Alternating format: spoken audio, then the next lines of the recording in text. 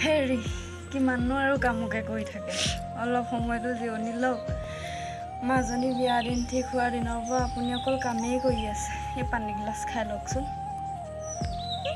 চাহ অকণ খাব নেকি চাহ নালাগে দীপা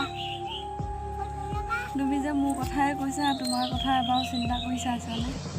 তোমাৰ চেহেৰাটো দেখোন কিবা হৈ গৈছেগৈ কাম কৰোঁতে কৰোঁতে মানুহৰ মৃত্যু হোৱালৈকে সংগ্ৰাম কৰিয়ে থাকিব লাগিব ময়ো এই কাম কৰিয়ে খাব লাগিব তুমি চিন্তা নকৰিবা মই কাম কৰিয়ে থাকিম চাহ নালাগে বাৰু এতিয়া এৰা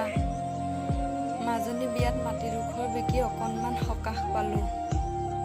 তাৰ মাজতে ধাৰবোৰ আছেই কি যে হ'ব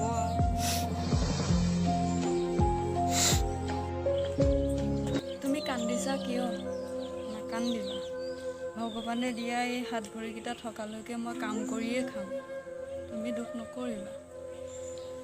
ভাগ্যত ল'ৰা এটা থকা হ'লেই হয়তো কামৰ পৰা কিছু কষ্ট কমিলহেঁতেন আকৌ ভগৱানে নিদিলে কষ্ট কৰিবই লাগিব তুমি নাকান্দিবা দুখ নকৰিবা সঁচাকৈ আমাৰ ভাগ্যখন বেয়া মই আপোনাৰ মুখলৈ চাব নোৱাৰা হৈছোঁ এই বয়সতো আপুনি ইমান কষ্ট কৰিব লগা হৈছে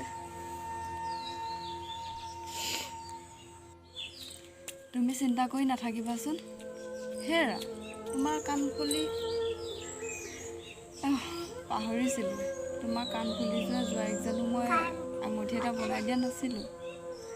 তোমাৰ ইমান হেঁপাহৰ কাণফুলিযোৰ মই ভঙাই পেলালোঁ তুমি দুখ নকৰিবা মই তোমাক আকৌ এযোৰ ফুলি গঢ়াই দিম তুমি চিন্তা কৰি নাথাকিবা মই কষ্ট কৰি হ'লেও গঢ়াই দিম মই ইমানো স্বাৰ্থপৰ নহয় যে আপোনাৰ সেই কষ্টৰ টকাৰে মোৰ কাণফুলিযোৰ আকৌ গঢ়াই ল'ম এই বয়সত কাণফুলিযোৰ মোৰ নহ'লেও হ'ব